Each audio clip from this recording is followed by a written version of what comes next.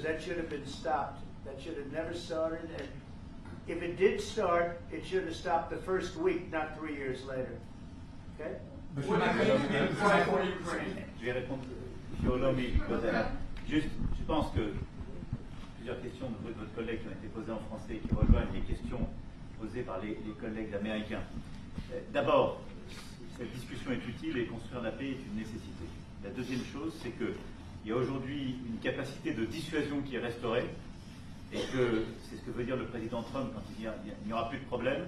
Je pense que la force du réengagement américain aujourd'hui, c'est en quelque sorte l'incertitude aussi pour le président Poutine. Et donc il y a une capacité de dissuasion qui est là, qui permet de sceller d'abord sans doute une trêve, la capacité à vérifier que cette trêve est respectée, et ensuite un accord de paix qui permettra de reconstruire l'Ukraine, mais de lui apporter aussi les garanties de sécurité. Dans le cadre de ces garanties de sécurité, nous pensons que nous avons notre rôle à jouer.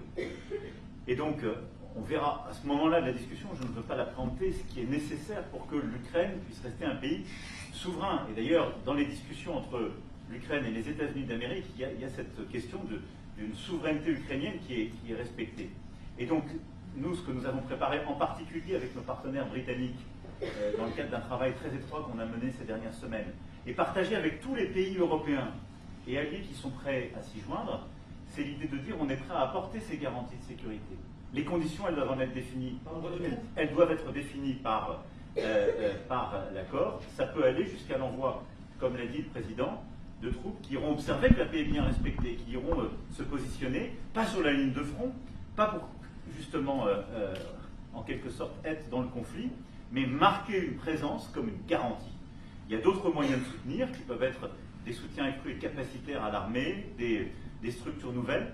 Et je pense aussi que l'accord qui est discuté, le président l'a dit, la crédibilité américaine qui est mise dans ce moment, c'est aussi montrer que chacun est dans son rôle, mais que nous avons une unité, Européens et Américains, et donc avec une forme de garantie que les Américains prennent par la discussion sur les minerais critiques qui sont en train de finaliser. That is the most beautiful language. I have no idea what he's saying, but that is the most elegant, beautiful language. Go ahead, please.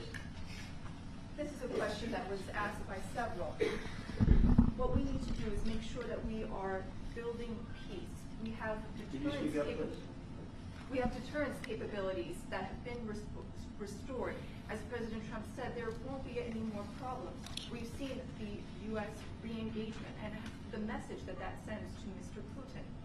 We have deterrence, which will allow a truce to take place, verification of that truce, and then a peace agreement can be put in place so that we can start rebuilding Ukraine with security guarantees. And we have a role to play in that. Again, I'm not preempting any discussions, but we've spoken about Ukraine's sovereignty, and that has been a subject of discussion between the U.S. and Ukraine.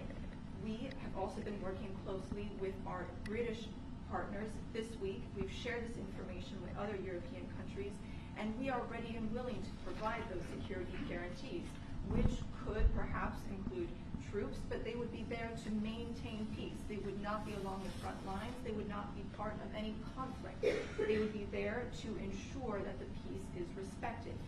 Our assistance may include other capacity building, perhaps for the military.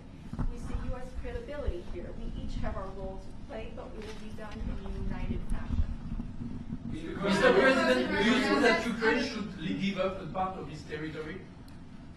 Well, we're going to see. It's a negotiation that's just starting, and they've been fighting, and there's been a lot of land that's been taken. So we'll have to see how that works out as part of the negotiation. I will say there was great unity in that room today, via Skype or whatever, but there was great, tremendous unity today in that room with the other countries. Ukraine wants those territories back. Can they take it back? What they lost in the past years? That's not an easy thing to do, is it? Right? It's not an easy. It's asking whether or not you can take back the land that they lost. And I say that, yeah, perhaps some of it, yeah, I hope so. but that's not an easy thing to do.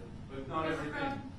It's going to be something we're talking about. Will you convince Vladimir Putin to accept the European troops as peacekeeper? What do you think? Yeah, he will accept that. He will accept I've it. asked him that question. You talked to me? I've asked him that question. He Is said France yes? going to lift the block on the Because he's 300 billion? not, look, if we do this deal, he's not looking for more war, he doesn't mind, but I've specifically asked him that question.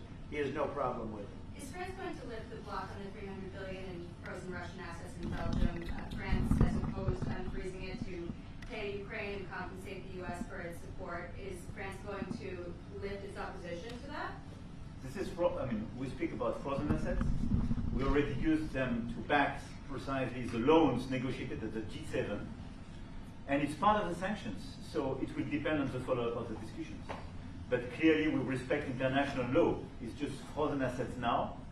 You can take the proceeds of the frozen assets, but you cannot take the assets themselves because it's not respecting international law, and we want to respect international How is law. one different than the other? If you can take the proceeds from it, how can you not take Because it's very different. You keep the assets, you take the proceeds because they are paralyzed in a certain way. You take the proceeds during the wartime, but you keep the assets, and it's part of the negotiation at the end of the war. Because, this war costed all of us a lot of money. And this is the responsibility of Russia, because the aggressor is Russia. Should the US So, be compensated? so at the end of the day, this frozen asset should be part of the negotiation. All in all, Will France support the U.S. being compensated? I support the idea to have Ukraine first being compensated because they are the ones who have lose a lot of their fellow citizens and being destroyed by these attacks. Second, all of those who paid for will be compensated, but not by Ukraine, by Russia, because they were the one to aggress. Again, just so you understand, Europe is loaning the money to Ukraine. They get their money back. No, in fact, to be frank, we paid 60% of the total effort, and it was through, like the US, loans, guarantee, grants, and we provided real money, to be clear. We have 230 billion frozen assets in Europe, Russian assets, but this is not as a collateral of a loan, because this is not our belonging. So they are frozen. If at the end of the day, in the negotiation we will have with Russia, they're ready to give it to us, super. It will be loan at the end of the day, and Russia will have paid for that. If you This is my believe wish. that, it's okay with me. Mr. If President, they get their money back, we don't, and now we do. But, that's We only will fight fair. both. Mr. President, do you think Russia should be the one that pays everybody back? Are they the aggressor?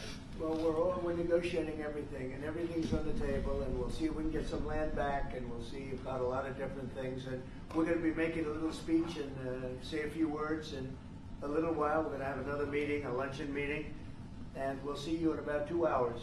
Okay? Thank you very much, everybody. Thank you, Fred. Moving out. Moving out, Chairman. Right here. Thank you. Thanks, guys. All right, head out the door right here, right here. Moving out. Thank you. Right here. Moving out. Camera.